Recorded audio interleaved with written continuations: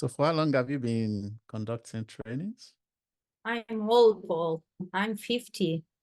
Then I've been conducting trainings for a while, really. uh, Probably more than 20 years now. Wow. Wow. Do you remember when you started? Uh, Do you yeah, I remember think I'll start. Yeah, when did I you think start? I started when I work in La Nación newspaper, and I used to cover corruption issues, justice, Wow. and not necessary fact checking. And at that time, in general, I conduct trainings for attorneys and judges, Wow. explaining them what journalists need data quicker than what in general they are used to.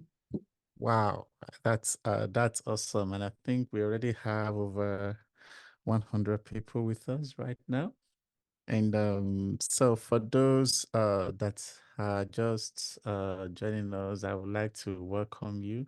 My name is Paul Adepoju, and I'm the community manager for the International Center for Journalists, Pamela Howard Forum on Global Crisis Reporting. And I'm happy to really welcome you to this year's edition, to the official commencement of this year's edition of the ICFJ's Empowering the Truth Global Summit. And throughout the month of March, every Thursday, journalists in every corner of the world will come together once per week in March to learn tools and strategies for elevating truthful information above the tide of misinformation. And this is part of ICFJ's second annual Empowering the Truth Summit. The summit offers a series of online training sessions in 7 languages led by experts with regional knowledge, and journalists, fact checkers, and students are expected to learn skills to help them amplify the reach of reliable facts and use innovative means to produce factual content. So I'm really happy for everybody that's joining us today. And like we said, in addition to these webinars, journalists, sorry, tech issue there. In addition to these webinars, journalists would also have opportunity to be eligible, participants, sorry, will be eligible for funding to pursue groundbreaking ways to better distribute facts online, including through collaborations, subject matter experts, or by leveraging new technologies. So I encourage you to be part of this amazing series of training that we expect to have a really far-reaching impact on the way we distribute truth. So I want you to engage us through the chat box if you are with us live on the Zoom platform. Tell us where you are, tell us your name, and tell us where you are joining us from, and we will be happy to welcome you. Thank you to everybody joining us from different parts of the world. I welcome Hanif from Pakistan. I also welcome, we have attendees from Bangladesh. We have people joining us from Sierra Leone, from South Sudan. We also have people joining us from India. So thank you to everybody.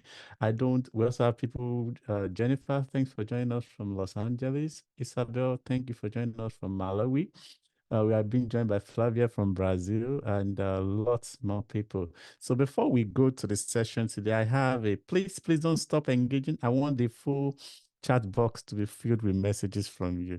So before we would like to know you a bit, and I encourage everybody to help us fill this form that you are looking at right in front of you right now.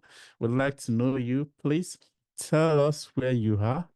Tell us which country or region you are joining us from. Tell us the name of your organization.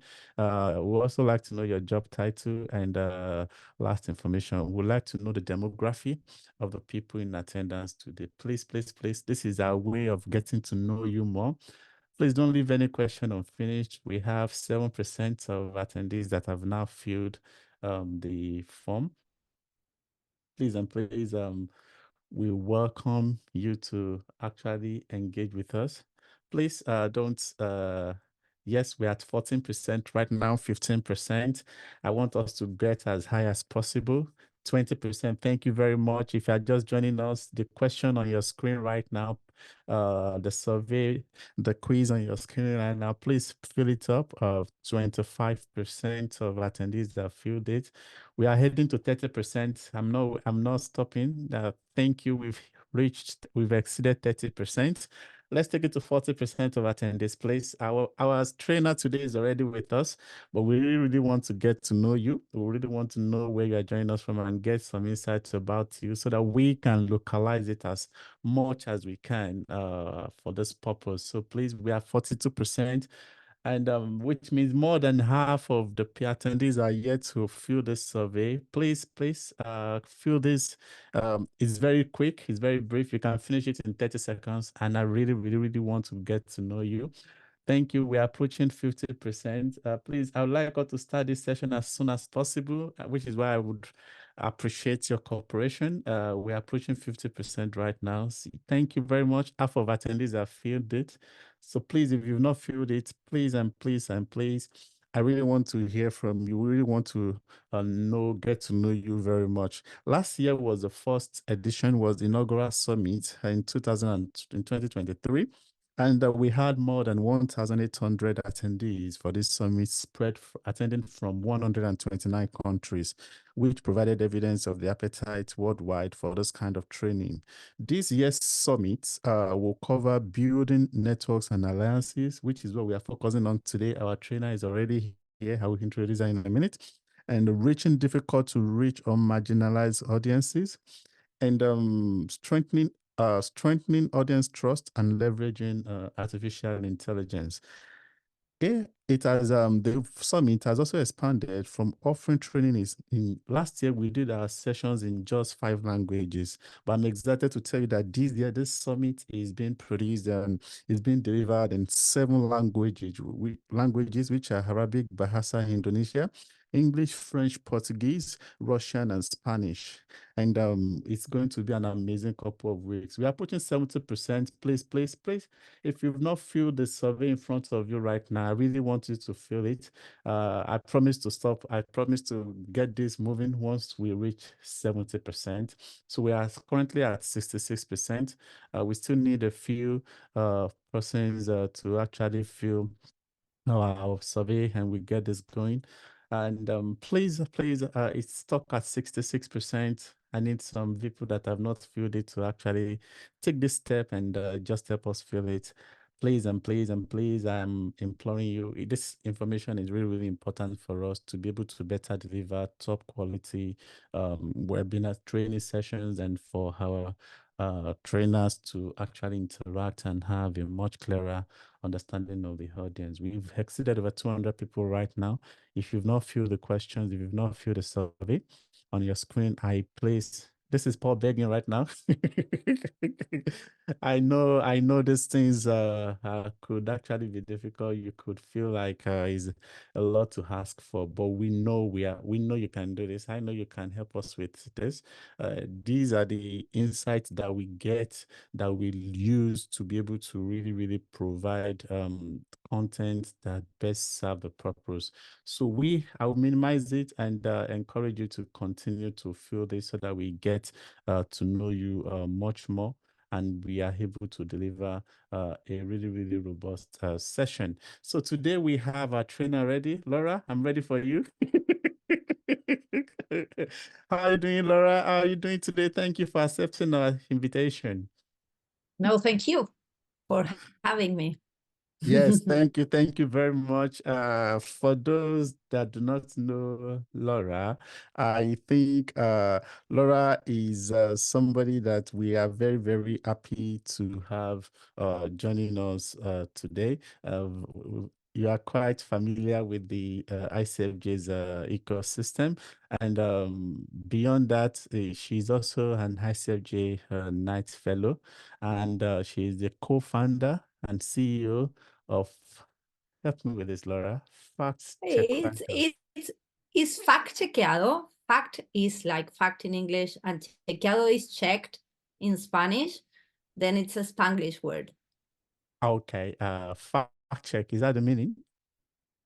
Yeah, that's the meaning. It's a mix of English and Spanish, because the initiative is an initiative launched in the US to fight disinformation in Spanish, targeting Latino communities and Hispanic population. Thank you very much. Before we go into your session, the question that came to my mind was, why did you decide that this is fact checking is something that is worth committing your time and resources and passion to? Yeah, it's a good question. We start before launching Fact Chequeado in the US during more than a decade. I was the executive director of Chequeado. That was the first fact-checking initiative in the Global South. We are based in Argentina, but working all around Latin America with more than 40 partners.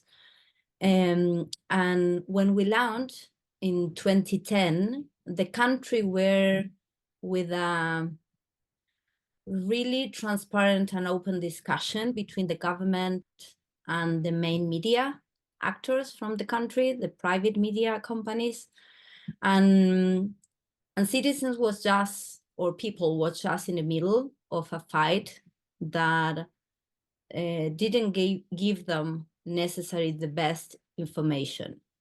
That fight didn't was necessary something that take care of them in terms of right to information or the right to know. And then when we started with Chequeado, part of our goal was, okay, you can think whatever you want. You can like the government, you can like the opposition, you can like right or left, but any conversation, any deliberation need to have some common space to have that disagreement.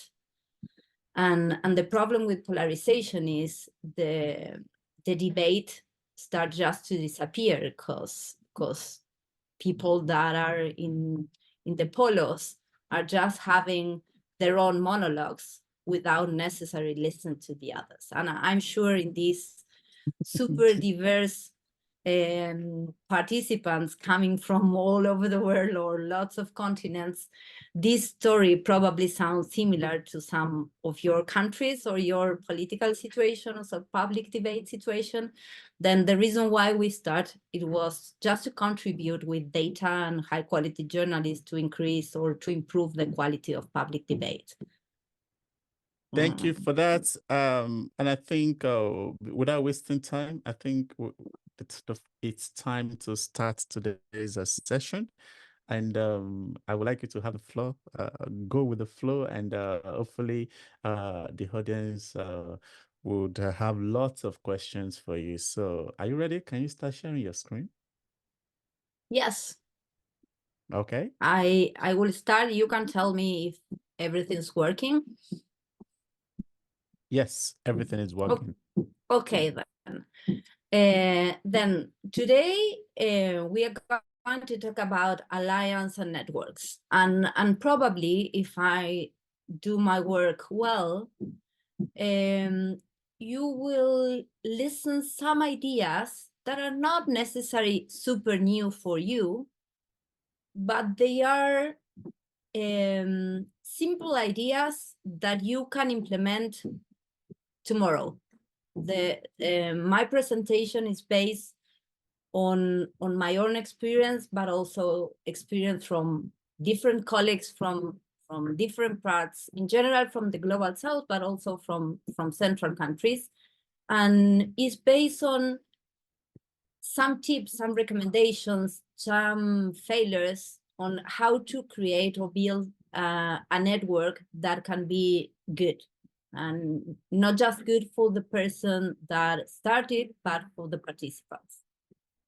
As Paul said, I'm super open to listen to your questions, and if you have comments or critics, then I will be trying to follow the chat and your questions.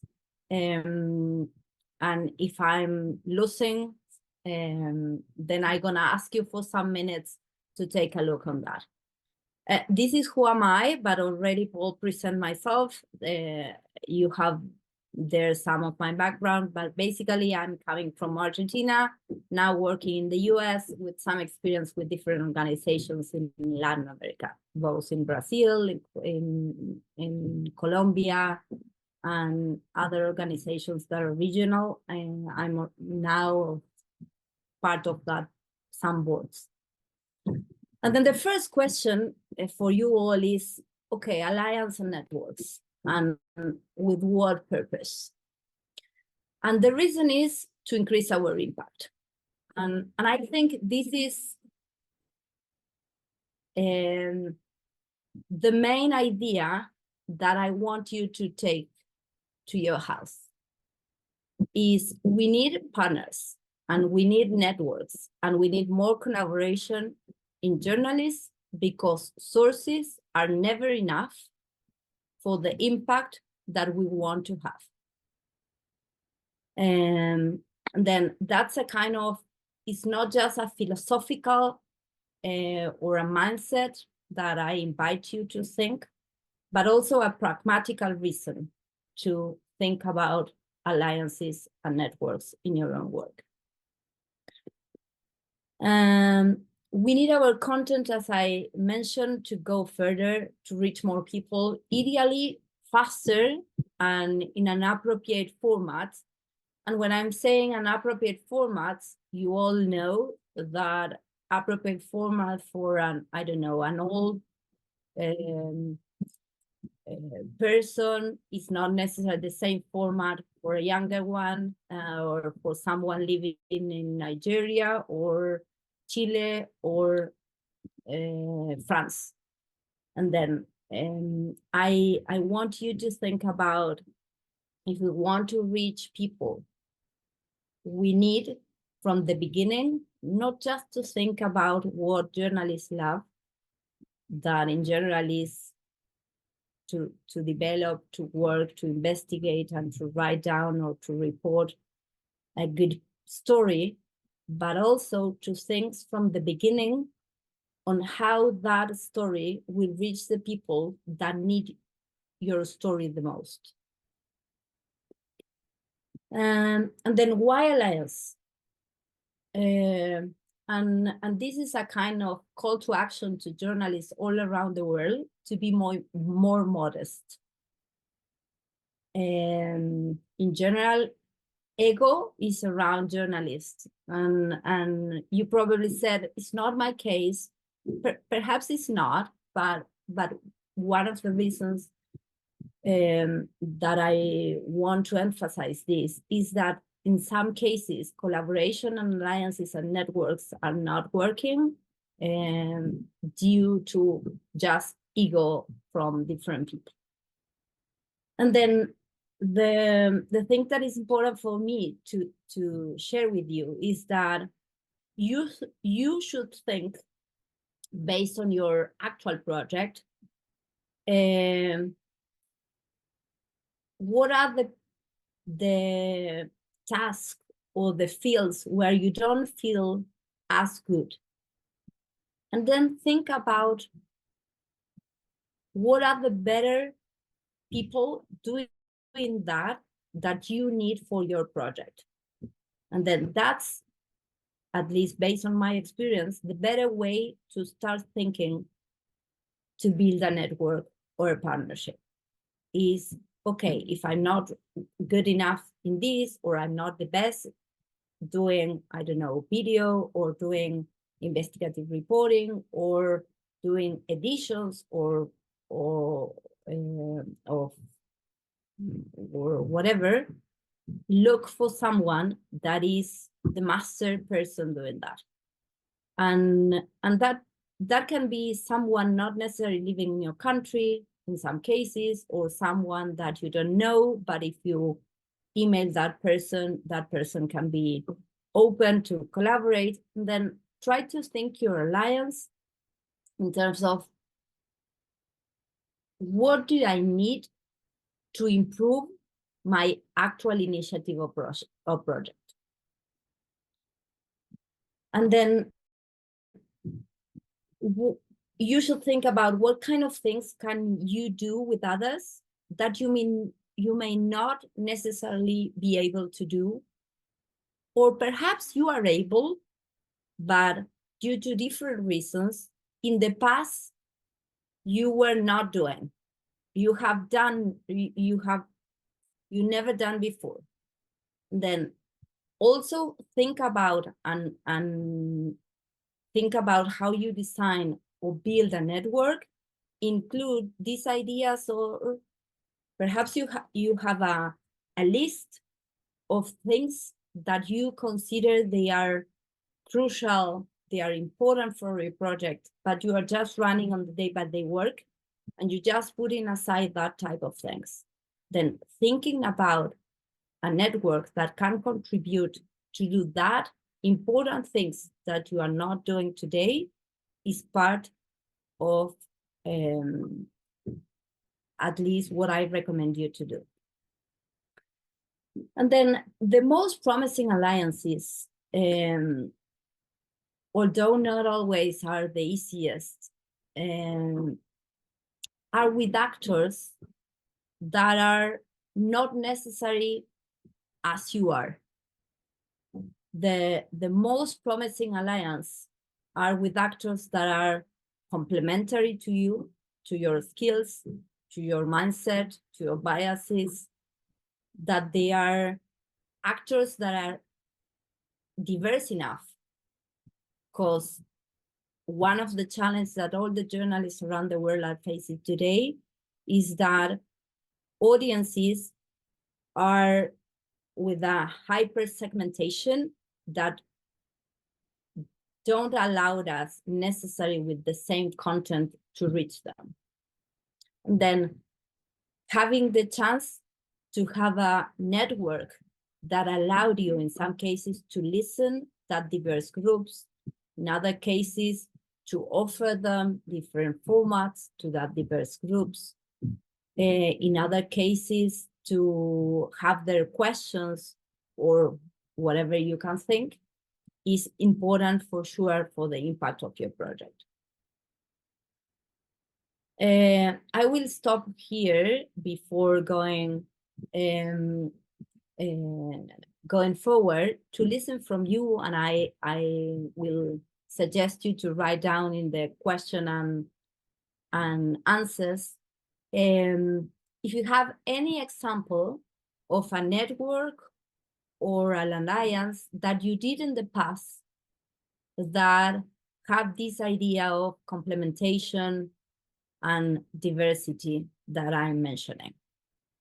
If any of you have any example, please share it in the boxes of questions and answers. Can you mention the question? Can you say the question again, Laura? Yeah, do you have any experience with a alliance or network that you will be involved that have this characteristic of diverse and complementary in the partners? Just asking, not all were journalists, or not all were from the same country, or not all were talking the same language, or not all were working on the same topic. Do you have any example that you want to share? Okay. If not, don't worry. We have one from Philippa. Philippa says, journalists for human rights in Canada. Yeah. And then, Philippa, do you want to write more about that?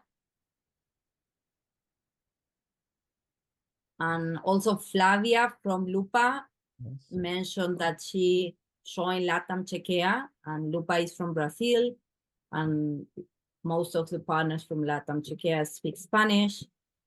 The Nepal Investigative Multimedia Journalism Network in Nepal, they probably have journalists with different skills, not all writing people, but also videos or audio experts.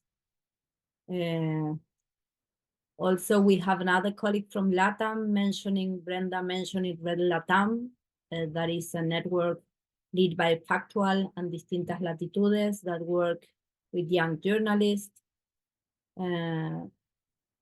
Also, someone mentioned African Resilience Network, Kennedy. Okay, thank you all for sharing that.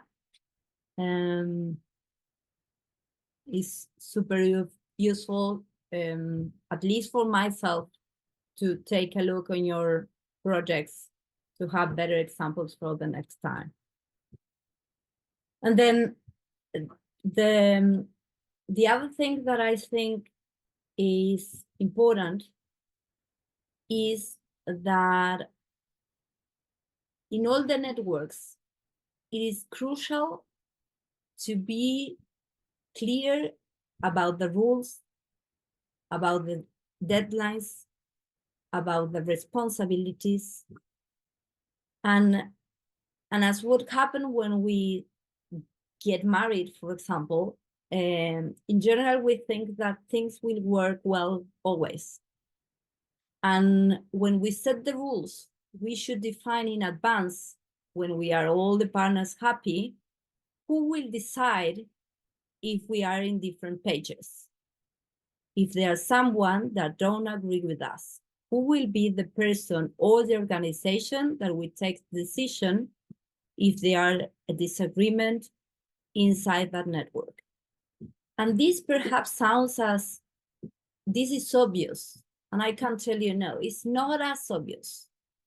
It's not so obvious. That I've been during lots of years seeing networks that don't have necessary transparency enough with their participants about what we can expect from that network, on what the network will provide me or what I'm gonna give the network.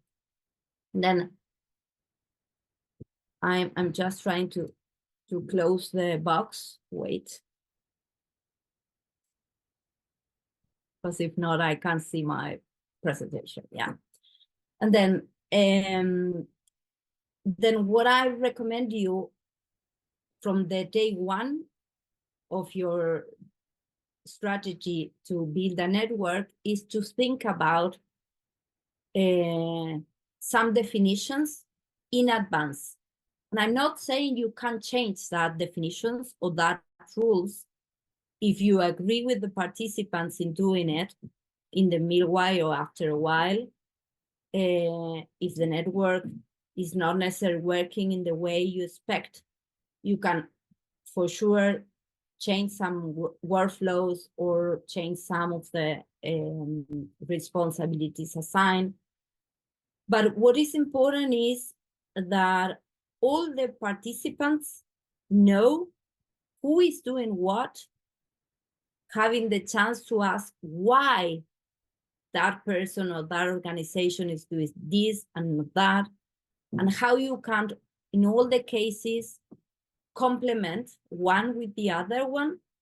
And the focus is always, at least from my perspective, on how we can increase our impact.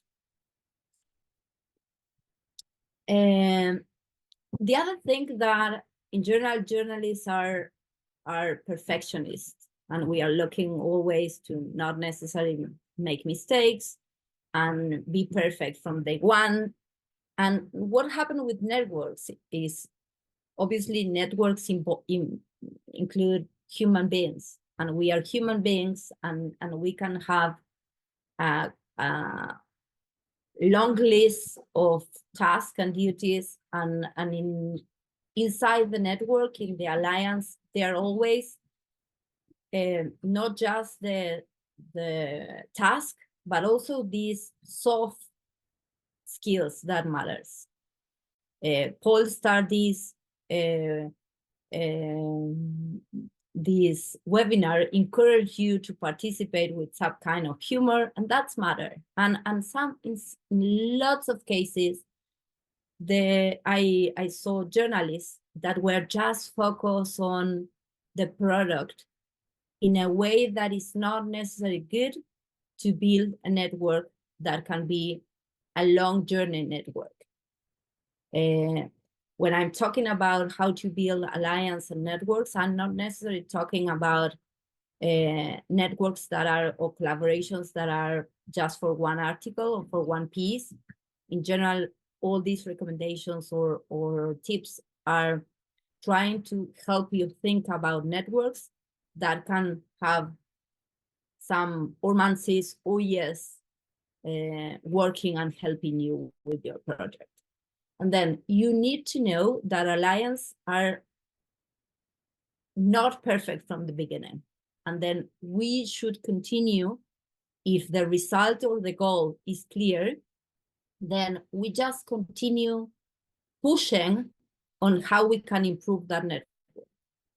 And improve the network can include being more flexible in some things, or being more strict in others, or allow differences between the partners in some cases, or not include the exceptions because some partners can feel bad. Then what I'm sure that all the alliance and networks that I've been studying or doing needs is a lot of communication and transparency. And then what I'm talking about is we need to be clear about our goals, and we need to be enough flexible on the house, on how we design or redesign once, twice, or more than twice, or more than 3 times, or more than 5 times if we were doing a network for, I don't know, 10 years, to rethink and redesign the workflows that works for all the partners. My experience showed me that if a network is not working for someone, that partner probably perhaps will participate or will contribute at the beginning, but after a while, that collaboration will be just decreasing. And the only way to continue with the network that put the best from each of the participants is to listen to the recommendations, the concerns, the suggestions from the participants. And I'm not saying you would always have the chance to accept all the recommendations or all the comments from all the participants. I'm not saying that, because in some cases it's almost impossible to have all the participants 100% happy with all the workflows that you are designing.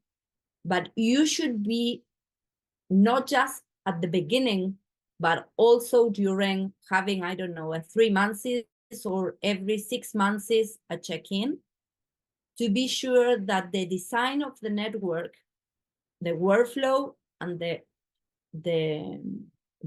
way of communicate, the type of responsibilities that different actors have, etc., are the better ones for that time, for that network, but also for the partners that are taking part in that network. Then is in the same way that I mentioned this idea to invite all the journalists to reflect about being modest, in terms of probably there are someone outside that can do some of your work better than you. Invite or showing that people or that colleague or that, I don't know, actor, painter, singer, influencer to contribute to their work if they are doing something that can be useful for you and you are not necessarily having the chances to do it as well. In the same way that I mentioned this idea to be more modest, I invite you to be all the time listening what your network needs from you, if you are the one leading the network.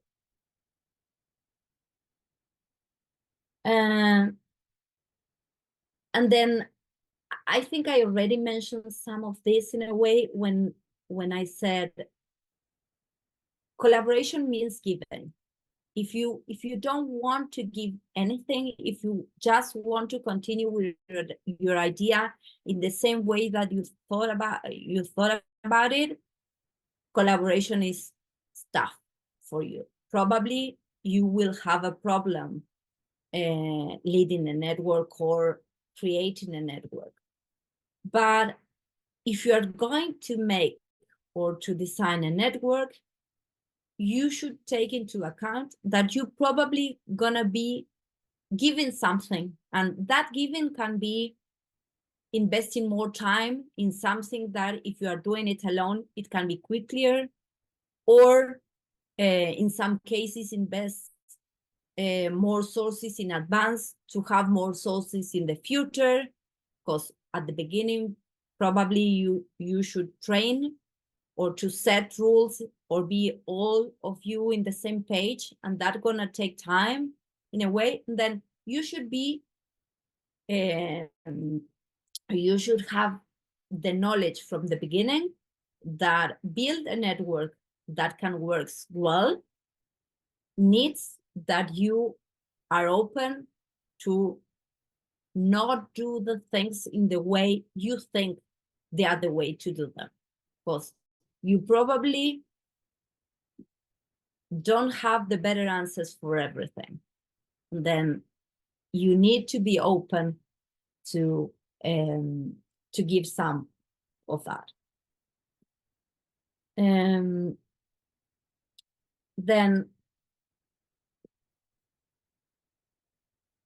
I want to take a look on your questions before go deeply to some examples that I think they are probably useful for you, can inspire you in different ways. And then I'm gonna take a look in the questions and come back to you in a moment. Okay, I probably can help you scan through and Okay.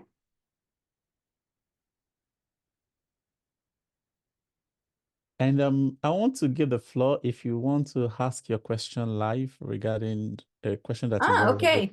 I relevant didn't know if I can ask that. Then good that you did it. conversation. Please raise your hand. If you don't have a question and your hand is raised, please lower your hand. So if you have your hand raised and you have a question, Sonny Musa, let me give the floor to Sonny Musa and say, Sonny Musa, you have the floor. Thank you very much, Mr. Fall. Thank you. It is very exciting, actually. We are very happy with these lectures that is just been delivered. My question is, how long this collaboration is going to take? And are you going to consider young journalists coming up in Nigeria, like my colleagues? I have a lot of my colleagues in the newsroom. Are you going to consider them as part of the collaboration? Thank you. So I think probably the way I will rephrase Sunny's question is regarding geographical distribution of collaborations.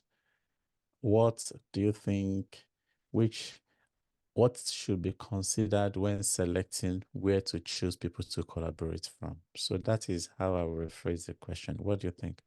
Yeah, probably, Sunny, what is important to all the networks that you are trying to build is, depending on your goal, that's what you need to think about your partners. If your goal is to inform all your country, a good strategy probably be try to have at least one partner from each city or each town.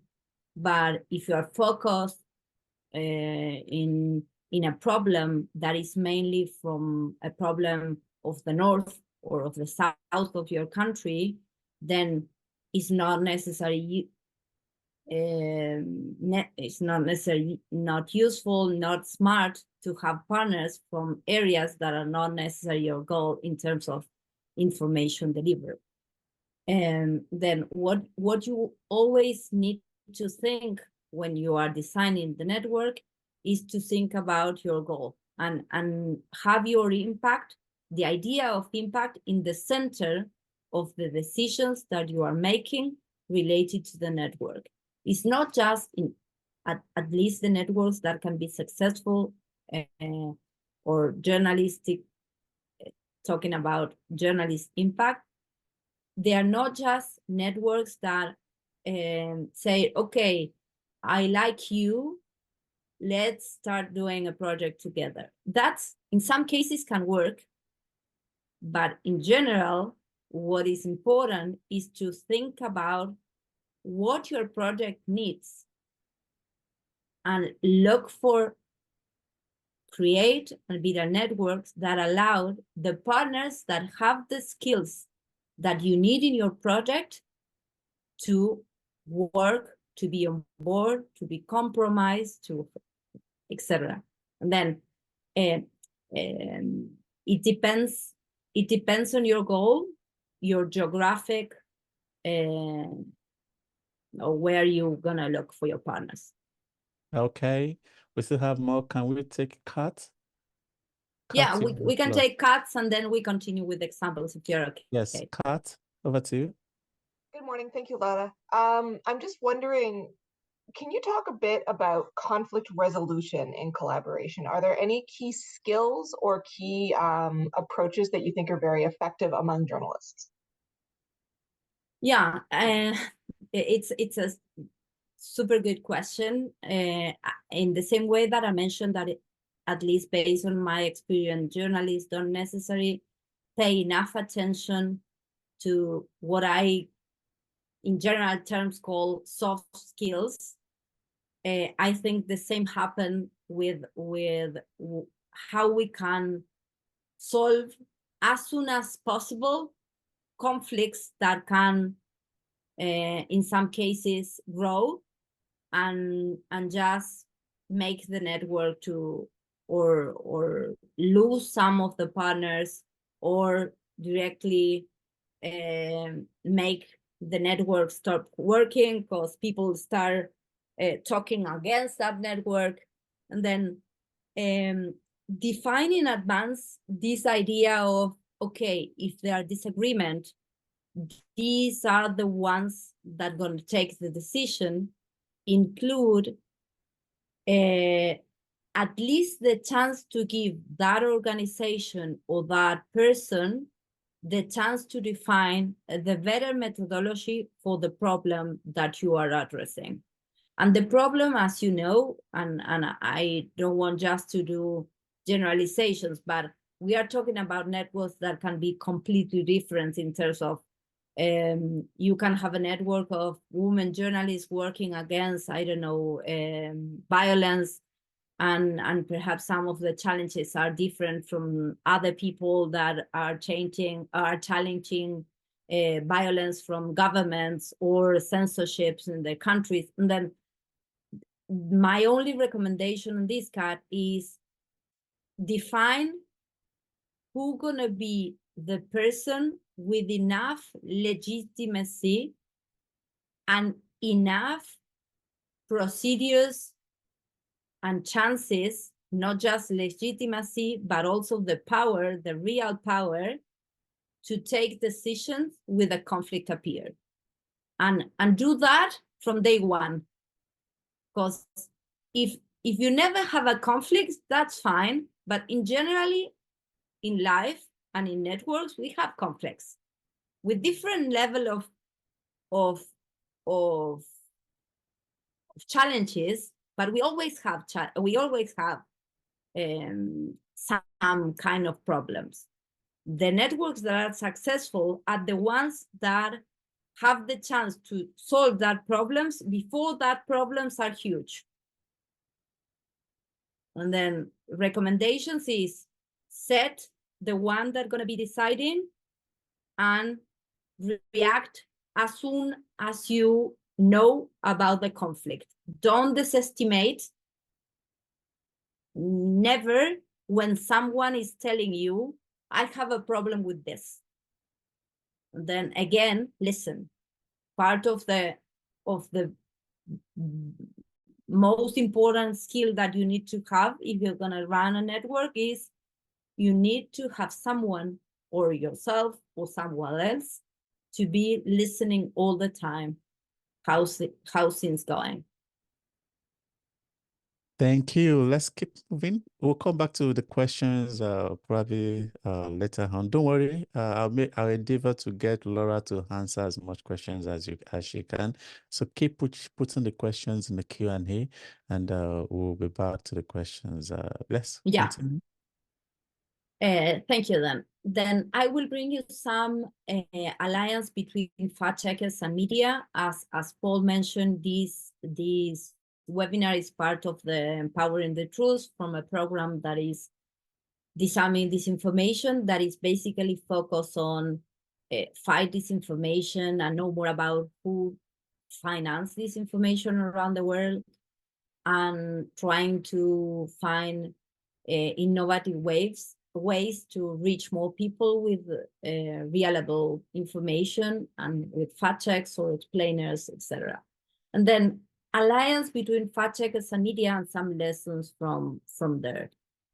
We already mentioned in my introduction and also in the chat this network that is called LATAM Chequea. The network was the first regional network of fact checkers. We built it in 2014. At the beginning, we were, as always happening networks, we were just a few. Now we are 40 media or non-for-profit working in 19 countries. That network, or the goal of that network, is to share knowledge, to share experience, to support when there's a big challenge in a country with a crisis or something like that, to share tools that can be technological tools, research tools, etc. And after LATAM Chequea, if I'm not wrong, the second regional network that was launched was Africa Facts, and it took long time to Europeans to start their network some years ago, and now they are the biggest network around the world in terms of participants. And surprisingly, in the US, they are not, in North America, there's not a regional network yet. They are creating, or we are creating now, the network. And then if I can make an hypothesis about this, is that probably the ones that have more needs, we are more open to collaborate as part of our just the way of thinking. And in places where this is not as hard in different ways, they're less natural to create networks in the way that we did in some places. And I'm not saying this is a fact. I'm saying is my believing, or my belief on this. And after I finish, we can also have some conversation on that. Another experience that I bring to you is another project that I started in 2019, that at that time was the biggest alliance between media and technological companies. And I know in the questions there one that include how we can deal with good alliance between media, students, and technological companies. And I'm not sure about it. It's not easy nowadays to have partnerships necessary with big techs that make us feel comfortable in different ways. But in this specific case, this project was a project focused on electoral disinformation. It was a project with a starting and an ending clear. in all the cases were just 6 months, 6 months before not 6 months before the election, but 6 months before the new government start working, or start to be the government. This project include more than 120 media working together. And the project has one side that it was capacity building for newsrooms with fact-checking and disinformation skill, or how to tackle disinformation skills. And on the other side, a super important part of that project is that, as you know, some of the disinformation problems are because media share this information. And the reasons why media share this information are different depending on the country. In some cases is because they need money. In other cases is because they are looking for power. In other places, this can be just that they have a super small team with no chances to be sure about what they are publishing, but with a lot of pressure on continue publishing a high amount of content, etc. But what this project allowed us is to all the partners of the project have the commit to be transparent if they made a mistake and publish a disinformation. And this simple statement, this simple thing, make a huge difference, at least in the electoral periods in Argentina in the last elections. Because what happened is that probably a media share a disinformation once, and to continue being part of Reverso, that is the name of the network, they should be transparent with the corrections, saying we published this and this was wrong, and this is the correct statement, or the correct picture, or the correct video. And then the cost of continue publishing this information were much higher during the project, during that 6 months, than in the other periods without the project. Then think about what type of incentives you can create in the network to have the impact that you are looking for, is part of what I'm telling you about thinking in advance and designing in advance what and why are you building that network, why you are looking for that partners to join you. The other project is the one that I already mentioned, is Fachequeado is the name, is the project that I'm leading now, and the reason why I have this night fellowship in the International Center for Journalists.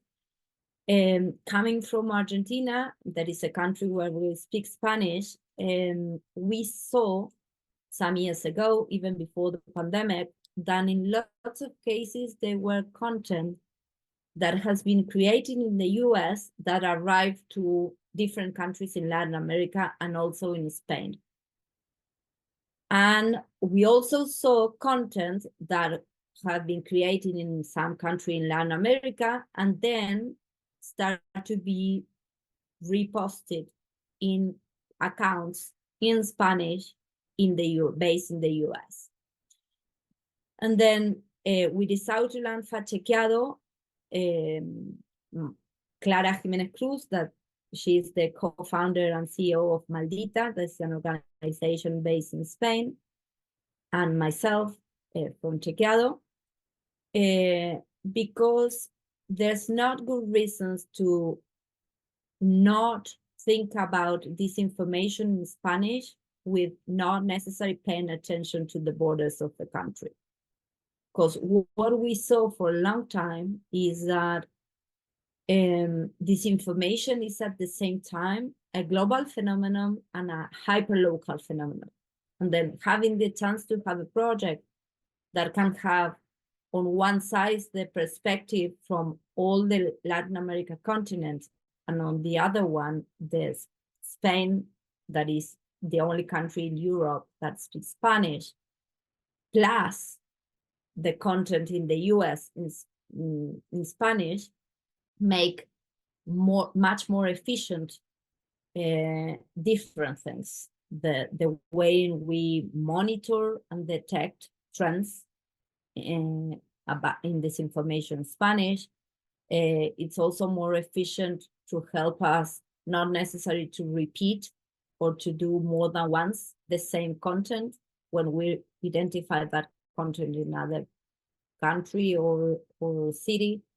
And then what we've been doing with Fachequeado is to build an alliance, a network. We already have 70 partners, and they are media partners or they are grassroots organizations in some cases. And they have the chance to republish for free the content that we create, but also they have the chance to bring us to our newsroom table topics or issues that their communities are asking them, and they are not necessarily having the chance to cover or to report on.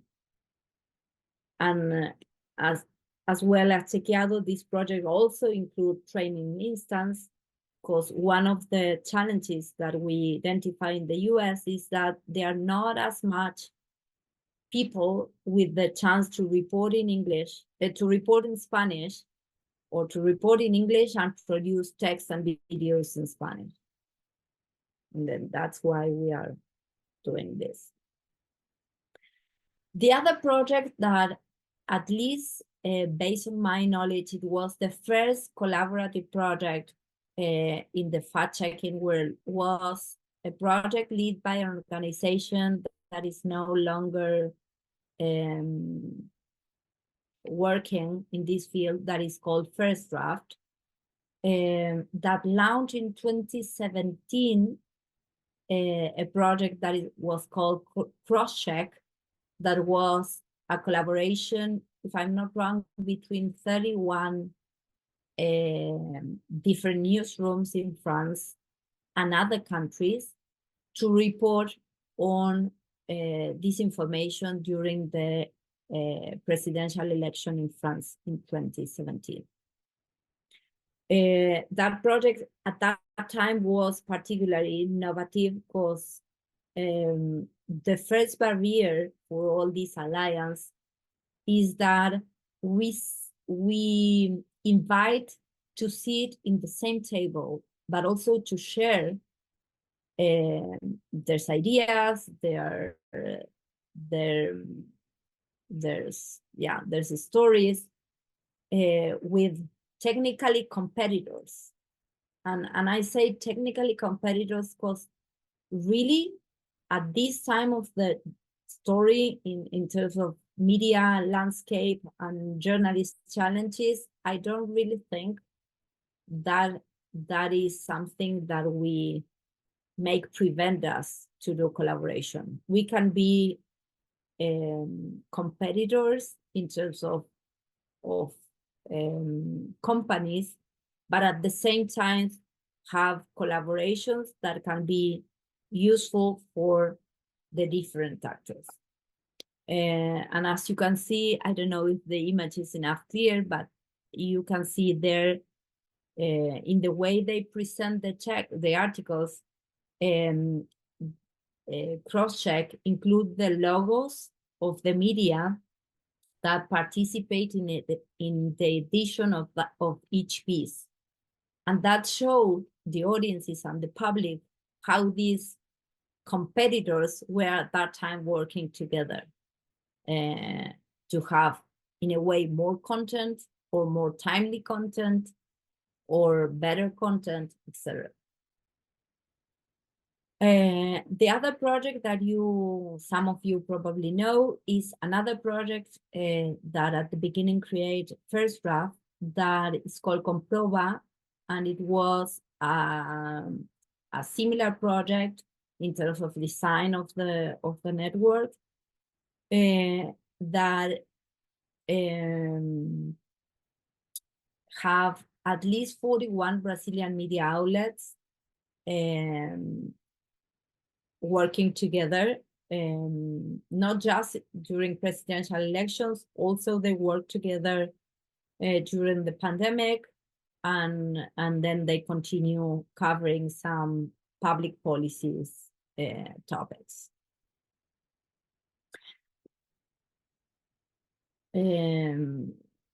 Another network that is important probably for you to know if you are not familiarized, there's still this network, or the content of this alliance is still online, is that one that it was called Coronavirus Facts.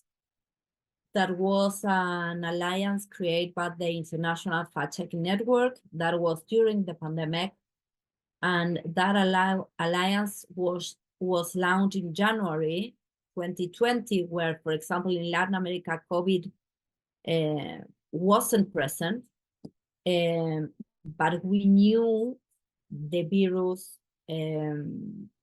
would be spread, not just at that time they were already in Asia and Europe, and in Latin America, for example, arrived in March. At least we knew, or we discovered the first case at the beginning of March. And then this alliance put together fact-checking organization from 110 countries. And I think the most amazing contribution of this alliance was that include more than 40 languages. And this alliance worked with a kind of share a database where all the partners share their content and allow the rest of the partners of the network to reuse the content without the necessary of asking permission in each of the cases. You just at that time go to the database, take a look on the content that arrived in your country and was probably already in other country before, and reuse that content or readapt it in the format that your audience needed. Another good example, at least from my perspective, about or in the fact-checking field, was an initiative called Ukraine Facts, that it was led at that time by Maldita, that is this Spanish organization that I mentioned when I talked about the founders of Fact-Chequeado. That basically was a database created the date after the Russian invasion of Ukraine, and include more than 70 organizations in 75 countries that share their databases or articles related to the world, and allow others to reuse that content. In these two cases, but also in the case of Reverso and probably in others like Crosscheck or Comproba, you also can think about how good this type of networks, when they are networks that include databases, that are databases with the same criteria in all the organizations working collaboratively, make things much more easy for academics or for scientists to study trends, to study actors, to study, etc. Then it's not just the impact in terms of journalistic impact, but in some cases also in terms of academics or knowledge production impact. And then I will open again, Paul, to questions. If someone wants to share, just at this time, we were talking about alliances between fact checkers and media, or fact checkers and fact checkers. You have other examples that you want to share with the rest of the participants? If that is your case, please share it in the questions box. Okay, so like she said, we are open to additional suggestions regarding alliances.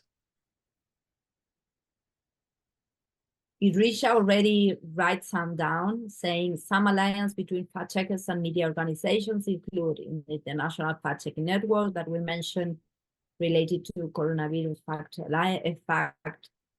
alliance. The Pointer Institute, that is basically the institute where the International Fact Checking Network is based. The African Fact Checking Network, that include collaboration across Africa to promote fact checking.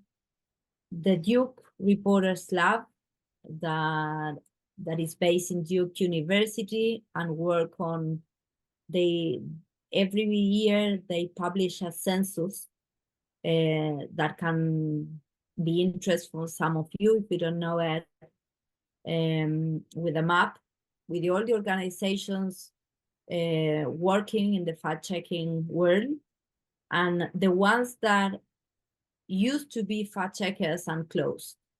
And that is also important and useful in some cases to see that not all the fact-checking efforts that born continue their work. In lots of cases, the reason is financial reasons. Someone mentioned also here a Google News initiative that support fact-checking, but I'm not sure I will mention Google News initiative as an alliance, but perhaps I'm wrong. It's not, at least from my perspective, it's not necessarily an alliance between fact checkers and media. There's more a funder or a company or an organization that can support us with tools or funds. And also mention Associated Press fact check, that as some of you probably know, or some of you came from AFP, have different colleagues working in more than, if I'm not wrong, the last number that I have in my mind or I remember is they have fact checkers in 86 countries, if I'm not wrong. And then they are probably today the biggest effort in terms of fact checking.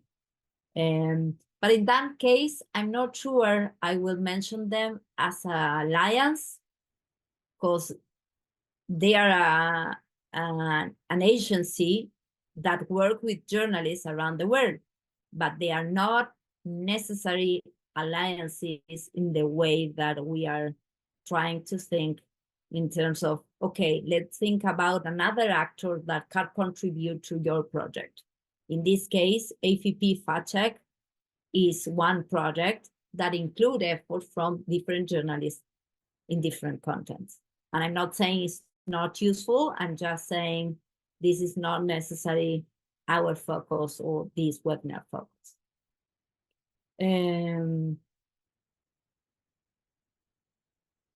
I don't know, Paul, if someone, because I stopped there just in the top, and perhaps someone else mentioned another network that can be useful for the participants to know. I think it's okay. We'll probably bring everything back home at the end of the presentation. So I think we can resume the presentation now. Okay. Okay. Yeah. Brenda asked, any alliance in Africa? Yeah, there's Africa Facts that put together some colleagues.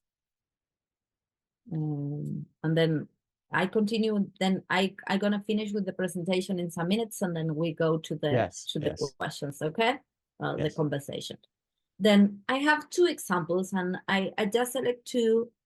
There's probably lots of more, but these two are particularly interesting for me. And I will explain you why. The first one is one. Oh, sorry. Sorry. Then alliances with different actors. I select two, as I mentioned, and one is, and some of you perhaps know it, an initiative launched in 2021, that it was a joint venture between Africa Tech and the UK-based Theatre for a Change. And what they did is to launch soap operas, or radio drama interactive. It was the name of the format, that allowed them to present on radio kind of radio soap operas in local languages in Nigeria and Senegal. And the goal of that partnership was to try to reach people that did not know how to read, and people without internet connection or access. And the numbers of the impact of these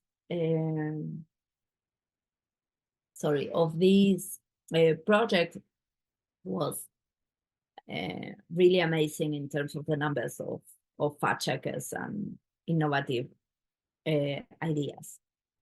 And the other one, here you have the new project, but this network between Lupa and Redes Cordiais basically put together, in this case, think about the network was a fact-checking organization, and actors and theater directors and people with thinking about how they can create art.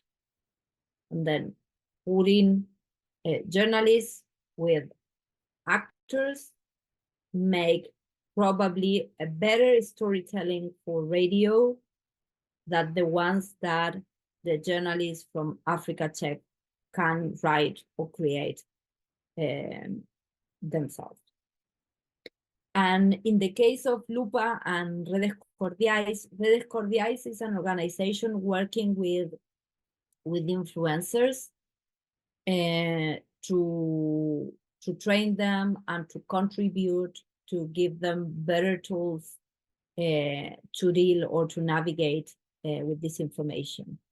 And then they will be starting a new project that is called Eu Informo in Portuguese. That is basically an initiative that seeks to come information deserts in Brazil, training 30 local influencers and representatives of community radio stations. And I mentioned these particular projects because I'm sure all of you are working in, or almost all of you are working in countries where you already have the discussions for years in terms of, okay, what influencers are not necessarily the better people to provide information, or influencers are not journalists, or whatever. What I want you to think about today is that we can like more or less the style, the characteristics, or the profile of the influencers in our countries. But what we can't agree on is in the idea of the importance that some influencers have in the public debates in our countries. And then figure it out ways to collaborative work with influencers to provide them, in some cases, our content for them to deliver that evidence-based information in the way that their community wants to receive it. It's at least an important thing to consider, not just thinking about the present, but also about the future. All the polls all around the world show us that people receive a lot of information about social networks. A lot of people are not necessarily going to our website or to our accounts to get informed. In some cases, they are just, while they are doing something else, being in a social network, just chatting with, looking for pictures from a friend, or having fun, or etc., where the information appears to them. And then think about strategies to work with influencers. And I'm not saying this is easy, and I know that the logic of the influencers in lots of our countries, I'm not sure in all, but probably in all of the countries, are much more commercial and not necessarily focused on the public interest in the way journalists are. But the reason why I select this example is, think about how can tell the story with your data in a better way that you've been doing at least this time. When we have discussions, being journalists, in lots of cases, we are focused on all the details matter. I can do it in 30 seconds, etc. And I can understand that, and I'm not necessarily asking the journalist or the media to always become influencers, or to dance, or to present with humor or in a satire way their content. But what I'm recognizing is that people in lots of places choose some influencers to get information or to receive information. Then we should identify that actors and try to create a way to work collaboratively that can be good for both. And there's some experience that are not necessarily good in terms of, okay, there are some fact checkers that in the past pay to influencers to republish their content, and obviously when they stop the project and they stop paying the influencers stop using that content. And this is not necessarily the model or the type of network that I will inviting you to think about. I'm just inviting you to think about that actors that can be completely different from one country to the other, but in some cases has as the pros that they have the chance to engage people and to make people follow them and trust on them in lots of cases, or believe on them. And we as journalists can't just put aside that, because the media ecosystem have the influencers as one of the actors, and we can like it more or less, but that's what it is. And then one of the examples that I want to bring to you to the table is, okay, why not thinking about artistic ways to partner or to have alliances? The other one is, why not think about define a group of influencers that you can work on for a long journey and not just once that someone reposts or republish your content. Then we can go, Paul, if you want, to questions, and there I have an exercise for the participants. Or if you just suggest to me, we can do first the exercise and then the questions. You are the one that knows in general better than me these participants and this network. What do you think? Thank you. If we're gonna miss a lot of people, then probably it's good to do the exercise before the questions. If not, we can go to the questions and then for the exercise. Okay, we have some people that are raising their hand. Let me see if Monica can quickly say something. Monica, your hand is raised. What would you like to say it quickly? I'm sorry, that was a mistake. Oh, okay, it's fine, Monica. Okay, don't worry. Idris, your hand is raised. What would you like to say? Do you have something to say? Yes, thank you very much, Laura. I enjoyed the lecturing. Yes, quick one with regards to collaboration. Yeah. Let me take particularly to Sierra Leone. We just conducted our election, the 2023 general elections. I was working with /I Verify project. Fact checking for Sierra Leone is something new, regardless the fact Dubara was working around fact checking, but it was not in the bigger picture. So collaboration in our own perspective is something in different interpretation once fact checking is concerned, because I'm just bringing the understanding in our own perspective. For Sierra Leone, once you collaborate with someone to fact check a particular story or a particular claim, then that person will be associated as a corroborator to name and shame someone. So someone who is collaborating wish to be unanimous. So how could one work in a society like Sierra Leone as here and work in an ethical collaborating platform?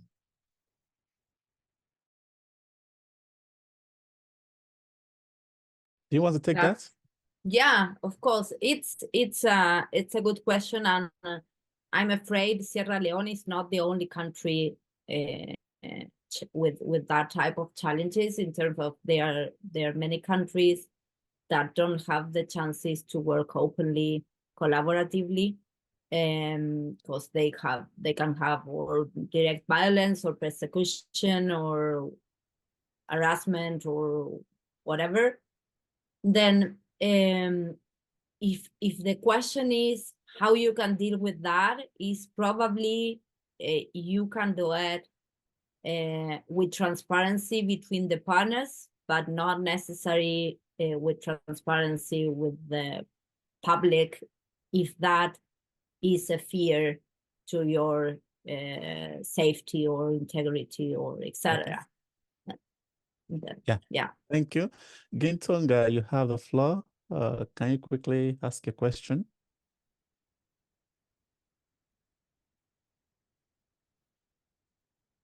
Mohammed Shabir. Hello. Yes. Thank you for the great webinar. I have a question about the collaboration between journalists from 2 or more countries who have the same language. I want to ask about how you try to select the best vocabulary, especially for countries that are sensitive to these things. For example, between Afghanistan and Iran, who have the same language, but with a little bit different words and these things. I want to learn from your experience in Chicago. Yeah, it's super interesting, Mohammed, and this is a challenge that now we have already or almost 2 years in Fatiqueado, but we have interesting discussions in terms of edition. In Fatiqueado, we have 3 editions from people from different countries, And our standard is based on our audience, and I'm not saying this is necessarily the same solution in all the projects, is the Hispanic living in the US. They came from different countries, but the main country is Mexico. Then if they are a word, then is if they are a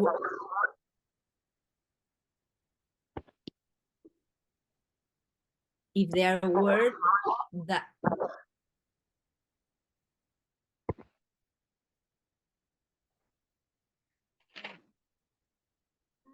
Can you try again? yeah.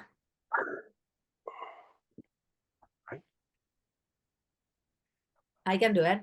Then Okay, if yes, it's okay now. yes, it's okay. Then if in our case, if they are a word that is different, I don't know, in Peru, Mexico, Colombia, or Spain, the one that we choose is the one that Mexican use. And in some cases, in our articles or videos, we include also the Spanglish word that can be the one that all the community understand.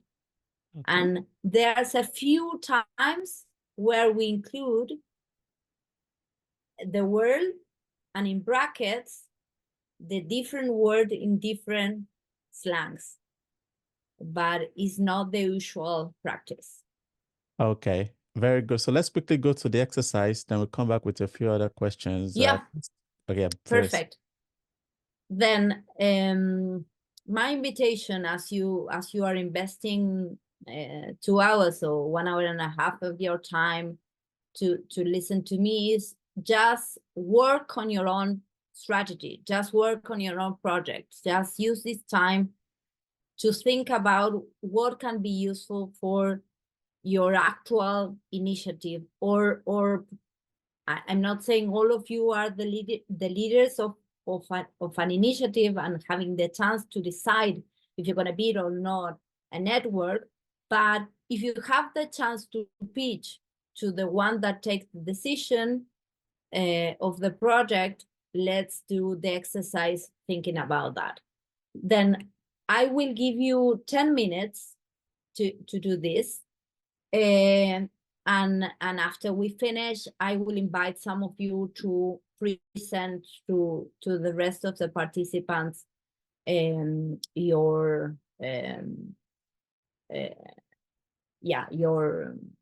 exercise. Then the first task is to list 5 main allies that you need or you would love to have to boost your main project today. And just think out of the box in terms of you don't have resources problems, you don't have any limitation to that list. Just put there 5 main allies that you would love to have. Don't think about when you prepare the list if it's that feasible or not. Think big, okay?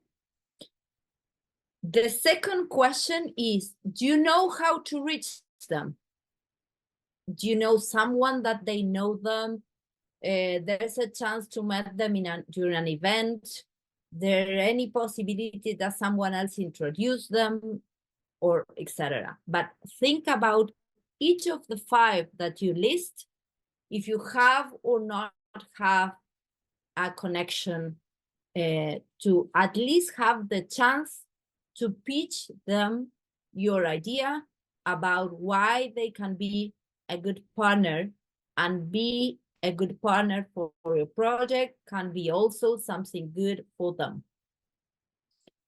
And the third task is just write down the message, and it can be an email or an audio, and then you can be more or less formal depending on the organization or person you are thinking as main ally, that you would send them to convince them to have a call or meeting with you.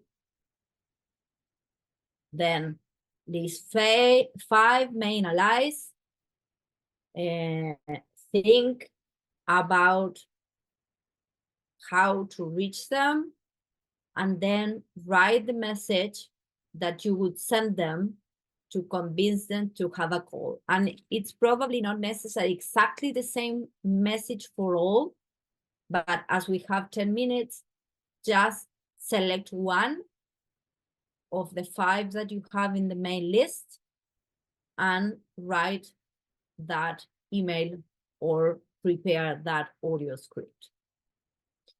It is 6:30. You will have until 6:40 to prepare this. And I encourage you not to go, because I promise, at least based on my experience from last year webinar, that this part is really useful for you, because can give you good chances to not just think about partnerships, but start not just planning the networks, but start building them.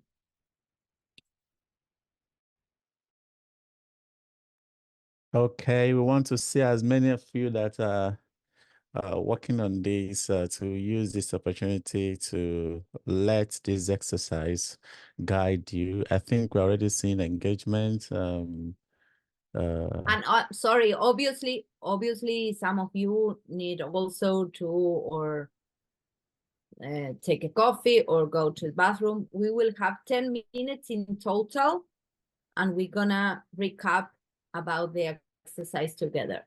But take the time, think about it, and enjoy it.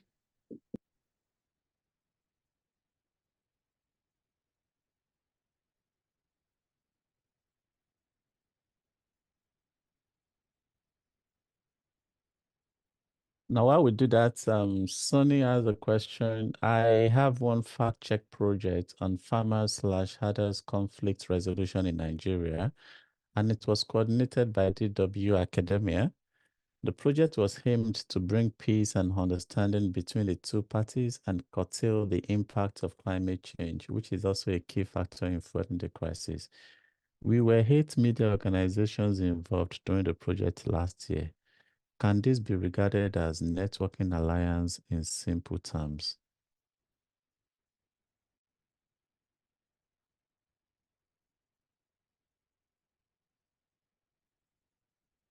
Did you get that question, Laura? I'm just trying to find it. What the name of the who did it? Or you? Sonny Musa. Okay.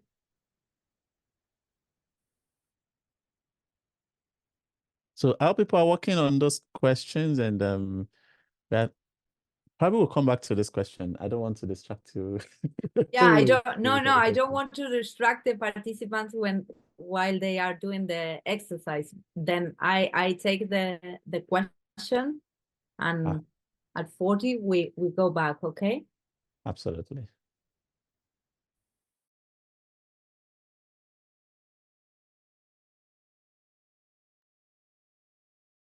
If you're working on these questions, it will be great to know as many people that are working with us. Hope you understand the questions. So the first question is this: list the 5 main allies you need to boost your main project today. The second question is, do you know how to reach them? While the third question is, write the message. The message could be email or audio that you would send them to convince them to have a call or meeting with you. I think this is meant to help you start working on what you should work on, and it's going to be really, really effective and good if we have these building blocks already. And hopefully it's something that you can pitch at the end of the series for our grant supported project. Talking of grant supported project, we have one of our beneficiaries from last year, Patrick, in attendance.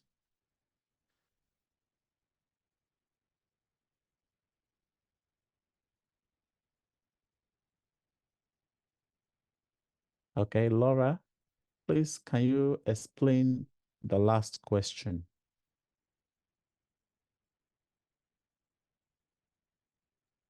Yeah, sure. The last question is, you already identified that organization or that influencer or that artist that can be useful for your project. And you have someone that can introduce to that people or that organization. And you have that person or that organization, you have the chance to tell them about your project and about your idea to partner with. And then how that message looks. Just write it, explain why your project is interested or can be interest for that person or that organization. You are imagining an incentive that can allow you both to fundraise for money. You imagine that that this partner can give that influencer or actor the chance to have or increase their reputation. Do you imagine, think about how you in a way sell the idea of that partnership to that actor that is important for you to bolster your project. And this is basically based on this statement that says that the first impression matters. And if you have just one chance to convince that, I don't know, singer, the most popular singer of the country that you were asking to produce a song with the most relevant disinformation of that election, and you should probably have just 1 minute or less than 1 minute of his or her attention. That's why to think about the message and to write the message in advance and using the time of this webinar to start thinking about that is important and useful. Laura, take a look at Nima's submission in the chat box. Nima, your letter or your message is correct. My recommendation should be that you will introduce yourself in a way that explains better why you can be a good partner to do that. Because you emphasize in your message that the other ones, like reporters or influencers or parliaments, need more skills about fact checking, why you are the one that can provide that. And then you need to do it probably in a way that can sound that it's not selfish or not arrogant, but it's also enough strong to that people or that organization to believe that you are useful for that partner. Okay, Laura, we have some that probably wants to share their own life. Cindy C, you have the floor. Hello, everyone. Yes. Just two things. I mean, first about the exercise. Do we share it via the comments session, or do we which section do we use to share it? Is it via emails or? The second point is that, I mean, it's just a question and just a comment as well. So, I mean, if you're approaching a network or potential network organization and you present a proposal and say, listen, this is what we are working on and we would like to collaborate, how can you asserting that your idea will not be stolen, like they will reject your proposal knowing that very well that they will work with someone else, or maybe they have an arrangement with someone else to work on the project. You Thank can be you. sure. Thank you for your question. You never can be 100% sure. My philosophy is that in this world, it's not just the ideas. What matters is also who's the better person to implement that ideas. And then if you are someone, or you or your media or your organization, someone in a position that you are probably the one that have or legitimacy or background or whatever to do that, then it's not just the idea. They can stole the idea, but not your profile. And then being sure that you contact that actors that you are not, or they are not as trust actors at others after you are in this main position that I'm mentioning. I don't know if I'm enough clear. Yeah. Okay. So in the chat box, let's look at Gitonga's submission. What do you think? I would read it. We are already out of time. Then Yes. if you didn't finish, but you want to share part of your work, you can do it.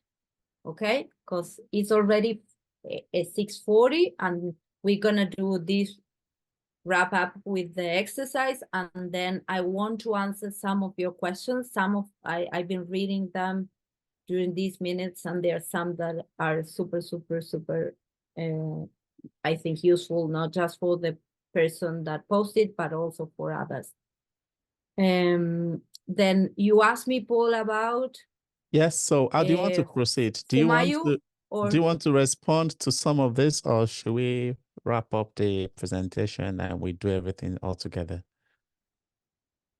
The presentation is almost finished. Then I can also, first I can answer some, but you can select them based on what you find interest, not just myself selecting them. Okay, so here is Gitonga and Jerry's submission. So 5 main alliances that can pitch idea: Center for Open Democracy, Witwatersrand University Department of Journalism, Arts Journalism Network, World Federation of Journalists, Science Journalists.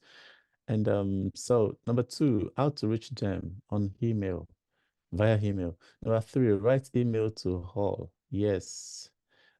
Person to introduce idea. My idea is about violence in maternity hospitals here in Kenya. There is a rise in maternal and child health. There is an issue. I will write this to a specific person. In open democracy, it focuses a lot on human rights. I think I can get a collaboration. So I think this looks like a summary of what the key message of that email would look like, and not really the actual email. Yeah, so, exactly. Yes. Yeah, and in general, we as journalists have not difficult, but in general we summarize because we are used to in our practice. But the idea to ask you to write the message is just think about what the other organization or person need to know about you and about your project to consider that can probably be a good idea to listen to you. Okay. And you also mentioned here, write messages to all, yes, and reach them by email. Probably you already think about it, but if they are important people, in general, they receive a lot of emails from different people asking them different things.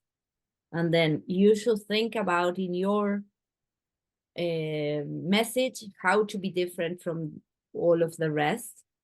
And also, it's always a good idea if you have someone that can introduce you. Because if someone talked good about yourself is always a better or an open window or an open door that is useful for this type of first chance to have the conversation. Okay, Idrissa would like to go live with his own. Idrissa, you have the floor. Yes, thank you once again, Laura and Paul. I've worked on mine. I had wanted to share it on the chat, but it's not giving me access, but I've sent it in the question and answer segment. So quick one, with regards to the 5 main alliance. So let me just highlight what I will be looking. I'll be looking at fact-checking agency. I'll be also looking at media outlets, government agency, tech companies, and civil societies. Then how do I want to reach them? I will also want to reach them via networking events, collaborative projects, online outreach, professional associations, and direct outreach. So my email that I will send to convince them is, I will title it the subject as collaboration opportunity, combating disinformation together. This is the message. Dear sir, madam, my name is Idrissa Jerikago. I am reaching out to explore potential collaboration opportunities in the country area of combating disinformation. In today's digital age, the spread of false information poses significant challenge to our society, undermining trust in media, institutions, and democratic processes. As part of our commitment to addressing this pressing issue, I am seeking to form strategic alliance with your organization like us that share are dedicated to promote accuracy information and countering disinformation. So quick one of me not taking all the time. I would welcome the opportunity to discuss potential collaboration further and explore how our organization can work together to address the challenges of disinformation. Will you be available for a brief call or a meeting in the coming weeks to explore this possibility? Please let me know your availability and I will be happy to coordinate a convenient time for us to connect. Thank you for considering this proposal, and I look forward to the possibility of working together to combating disinformation and safeguarding the integrity of information in our society. Best regards, Idrissa Jerikago, fact checker, Global Multimedia Online TV. That's my submission. Laura, Okay. What do you think, Paul, about that submission? for now, I think the letter sounds really nice, but the issue But it's nice. The letter yeah, sounds yeah, really yeah, yeah. cool, but Yeah, the issue I only have is I think when you mentioned the 5 potential targets, looks more general, not specific. I think he had a categories of potential partners. So I would just think instead of looking at the categories, why not have specific examples? exactly. Okay, Exactly. okay, okay. That's the first feedback is you select the groups of actors. We are asking you just to pick the most relevant or important actor specifically to booster your project now.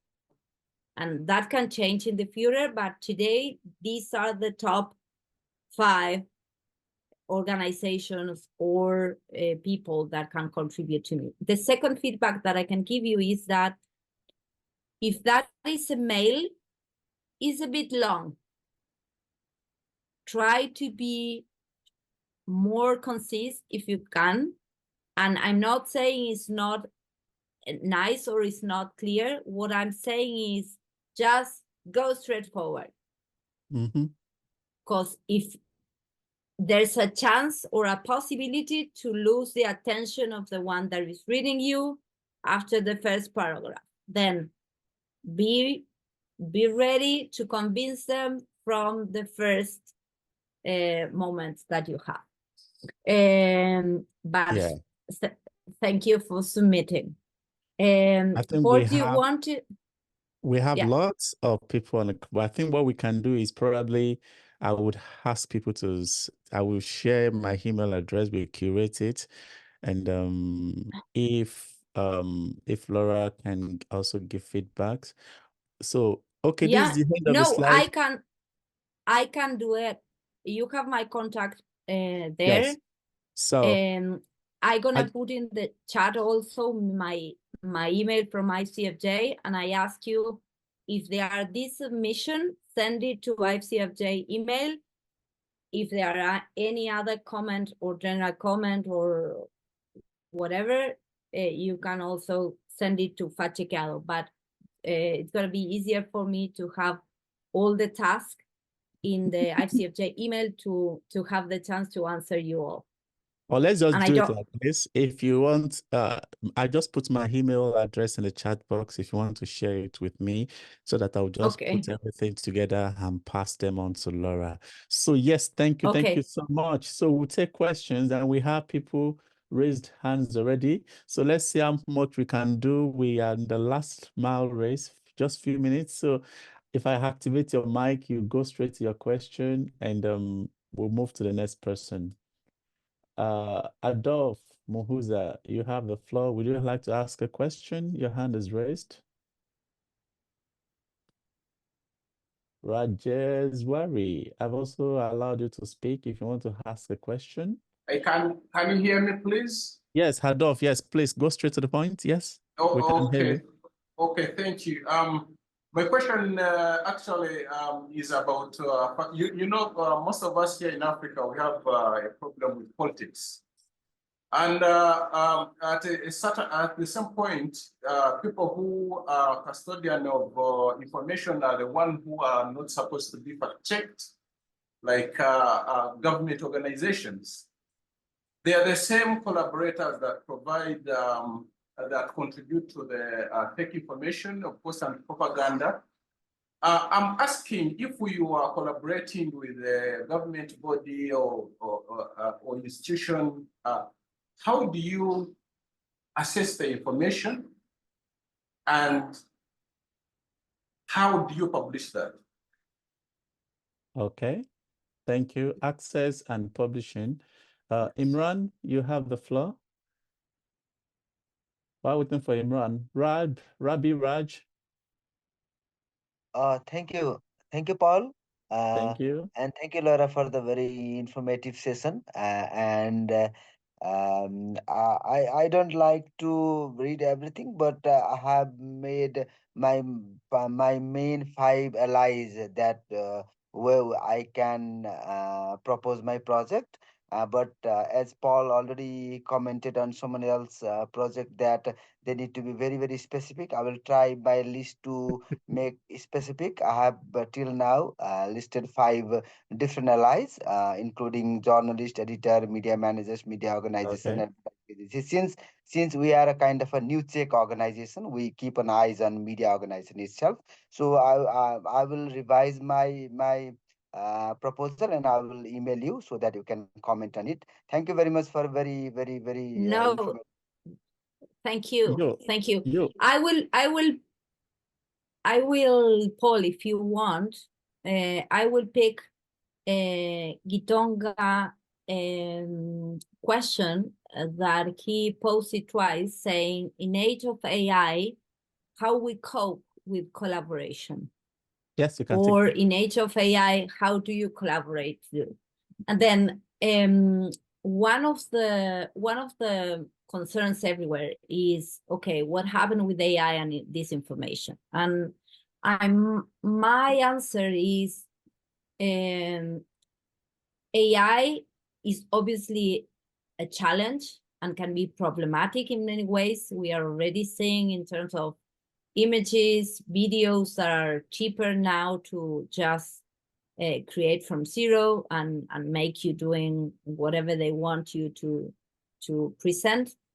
But in another way, AI can be incredibly useful for small newsrooms to have the chance to produce more content more quickly, to translate that content just with an editor, a human editor supervision, or have the chance to develop tools that can allow us to better detect this information in languages that are not English, that have good tools to do that.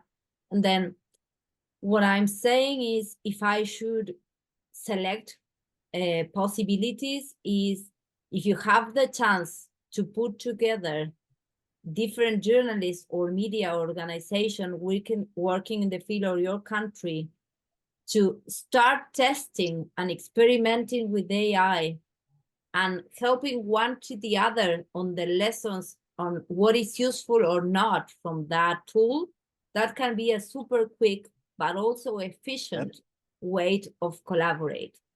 Because we are not having the chance every day to test all the new tools that they are appearing, then probably if you can create a kind of hub with a group of journalists or with a group of media and be commit to share the lessons or the useful things and the ones that you can discard, that is one of the things that we probably can do. Also, if you have developers in your team, or you can partner with a technology organization or developer organization, you can also try to develop tools that can contribute to your media organizations in different ways.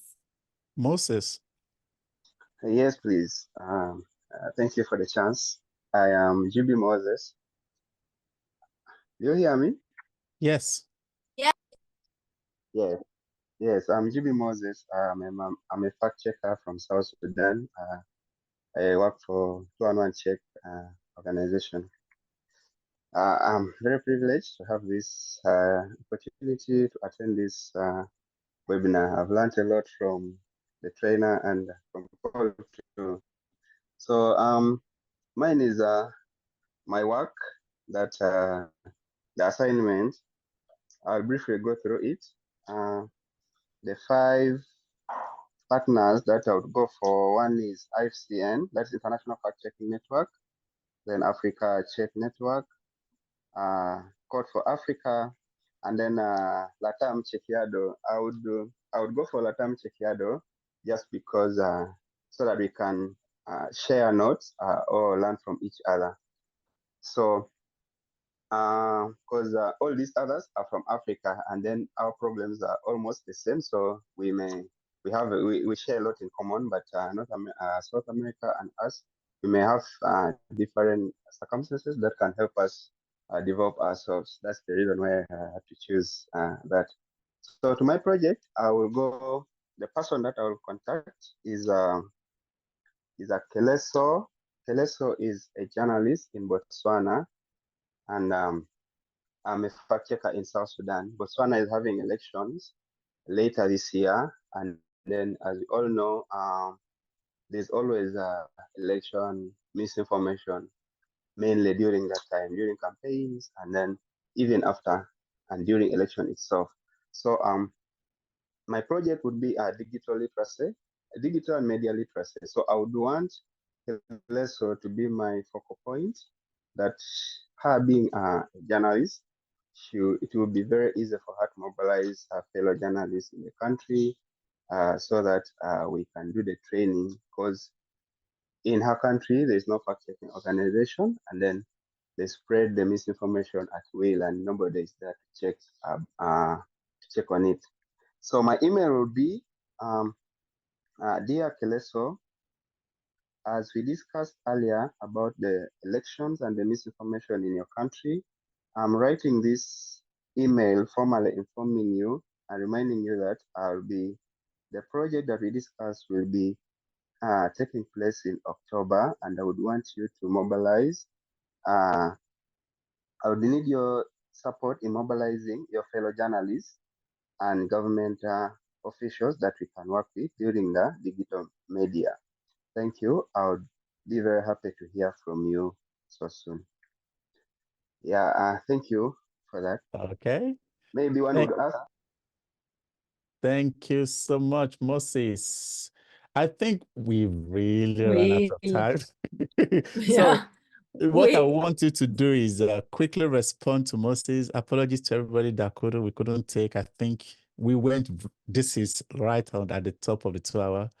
And so please send those pitches to me, send those responses to me. We'll curate them together and pass them to Laura that will give the feedback. So really Thank you for everything. So what I wanted to do is a quick feedback for Moses, and probably what should be your last remark for the day. But everybody don't go yet. There's one important information I have to pass across. Laura. Can you repeat Moses' question or? No.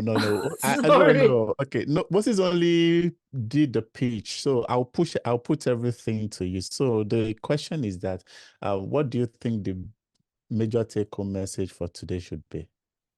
The main message. Yes.